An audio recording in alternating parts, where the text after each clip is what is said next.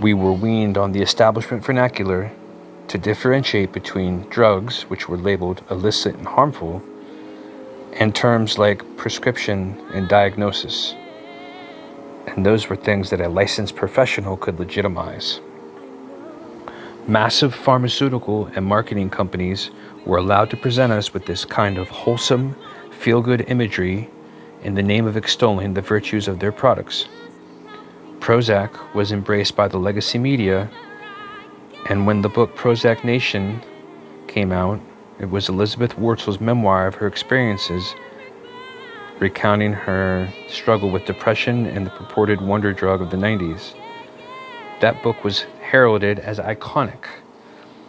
If life's doldrums and stressors got you down, we were told credible, socially acceptable solutions were within reach thanks to the ingenuity of technological advances in the science of pharmacology. Despite a litany of virtue signal-laden ad campaigns designed to show the merit of their inventions, Big Pharma still had to reconcile their liabilities by warning us of potential hazards.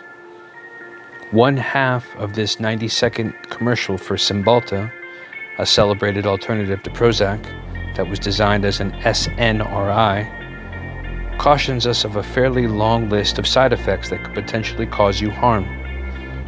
In their own words, antidepressants can increase thoughts of suicide in children, teens, and young adults. Your doctor right away if your depression worsens, you have unusual changes in behavior or thoughts of suicide. Antidepressants can increase these in children, teens, and young adults. Cymbalta is not approved for children under 18. People taking MAOIs or thyroidazine or with uncontrolled glaucoma should not take Cymbalta. Taking it with NSAID pain relievers, aspirin, or blood thinners may increase bleeding risk. Severe liver problems, some fatal, were reported. Signs include abdominal pain and yellowing of the skin or eyes. Talk with your doctor about your medicines, including those for migraine, or if you have high fever, confusion, and stiff muscles, to address a possible life-threatening condition. Tell your doctor about alcohol use, liver disease, and before you reduce or stop taking Cymbalta. Dizziness or fainting may occur upon standing. Side effects include nausea, dry mouth, and constipation. Ask your doctor about Cymbalta. Depression hurts. Cymbalta can help. Behold this gruesome roll call of youth committing violence against students and faculty alike. A brief scanning of the history of school shootings yielded information that suggests the warnings should have been heeded. Who knows how many examples I can find of pharmaceutical companies openly and repeatedly cautioning users of both physical and mental emotional side effects. The socio-political zeitgeist of Gen X was a confusing contradiction of military-industrial complex expansion while using devastating trauma from school shootings to push gun control. We were surrounded by sex cells, also being plastered with the grim consequences of disease and social stigma born of sexuality. Drugs and guns were bad. Pharmaceutical prescriptions and war, good. Those were the modes of virtue signaling in the 80s. Students at Maddox Elementary in Anderson Township are giving back in a big way. They collected. By the time I started 6th grade in August of 1990, we had lived in Cincinnati for 1 whole year. The move had been traumatic for me, leaving behind a circle of close friends with a life that I really liked with my dad in Huntington, West Virginia, home of Marshall University, where I spent most of the 80s. Having come of age within striking distance of a culture that seeks to convert any discomfort to a disorder, which is accompanied by a prescription from a trained professional, I do have significant gratitude that no labels about my mental health or pills were assigned to me as a result of the stressors induced by starting a new life in a new town with a new step-parent. Sink or swim was a prevailing influence in the Gen X upbringing. You had to make a real effort to figure out your troubles or pay the price in any number of social or academic stigmas. Some of the younger generations do not know about having resources, like lacking a computer, lacking a tablet or a smartphone to aid you in anything or everything you would want to find help for your trouble, your predicament, your circumstance. We were not informed in those days, in the early 90s. We had to rely on the establishment's media orifices more so than now. And they had their Star Wars narratives portraying the world in simple terms of good versus evil, usually with the United States representing good, supposedly, in the absolute, and whatever they're against, evil in the absolute.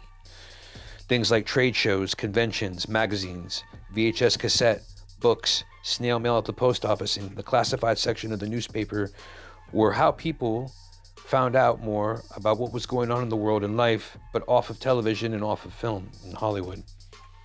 The Gulf War to oust Saddam Hussein, leading his invasion of Kuwait with the Iraqi army, began just a bit more than 2 weeks before the start of 6th grade for me at Maddox Elementary in Cincinnati. My social studies teacher that year was Mrs. Gunyon.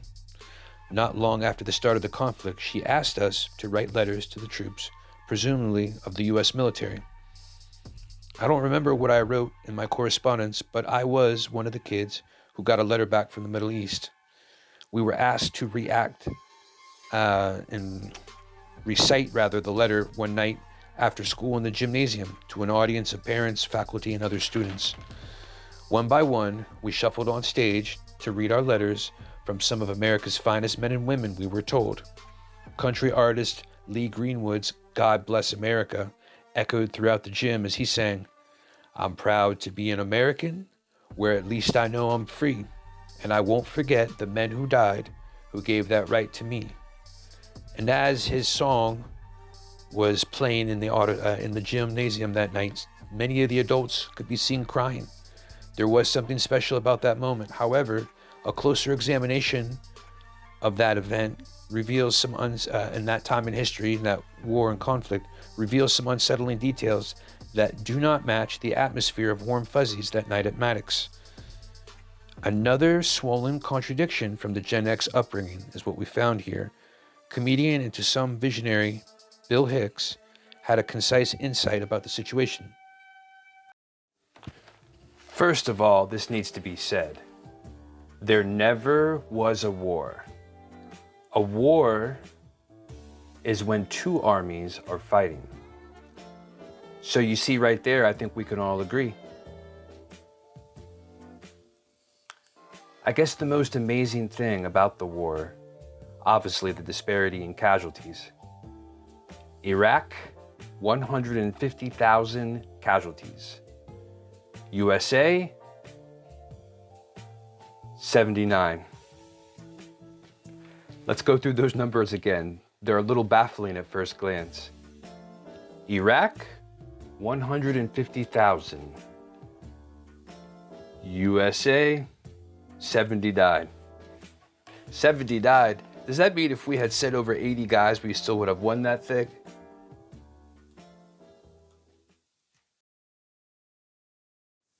It didn't take very long to assemble a quick list of household names that touched our generation, yet were decimated by drugs and violence, two of Hollywood's favorite storytelling strategies in order to sell out seats. Were these snuffed out stars part of perpetuating the plagues that ultimately took them down? Were they part of the contradicting messages continually broadcast from all corners of society that we've taken a look at through the installments of this biography? Maybe some of them actually cared enough to try and walk the line, but lost their way. Maybe some of them never cared to begin with, treating stardom as meriting any level of self-sacrifice and degradation. As Hollywood continues to crumble while we find out what really goes on behind the curtain, my middle-aged self that has idolized countless stars of film and music starting from childhood and beyond knows now that minus the decibels of the applause and criticism, the triumphs and tragedies of their lives were not any different than my own. In Gen X, even the nobodies are someone, because we traverse together some of the most prolific and iconic influences whose impact is beyond sacrosanct. Those works are now the template to be copied, mimicked, and rebooted by the crumbling patriarchy's Hollywood. It's not uncommon to hear an extra say that finding good movies and music after the year 2000 is a challenge. I say we are the stewards of pre-internet wisdom and understanding that the younger generations will continue to need to fill the voids inherent to the digital world. Thank you.